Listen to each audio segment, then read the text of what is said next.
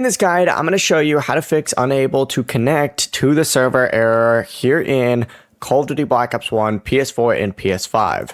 This is Aiden from JustBoz, and before we get into this guide, make sure to like the video and subscribe to the channel with all notifications on. It really does help with the channel, and it lets us know that you want more content like this, so we greatly appreciate it. If at any point throughout this guide you did have any questions, just ask them down in the comment section below, and we can help you out further. I'm going to be doing my best to reply to every single comment down there. First things first, you need to go ahead and make sure that Call of Duty servers are working as well as PlayStation servers are working as well. You can check PlayStation servers in your network settings and view service status, but for Call of Duty, just go ahead and search up Call of Duty server status and just make sure that these servers are working. If there is something with them not working, you're just going to have to wait it out. There's not really anything you can do when their servers are down. However, if they are working, what you're going to want to go ahead and do is restart Black Ops 1. So go to your home screen, highlight the game, hit close game, and then reopening it back up. If it's still not working, you're going to want to restart your router. So unplug your router for a few minutes, then plug it back in. If you're using Wi-Fi, move the console close to the router or try using a Wi-Fi extender.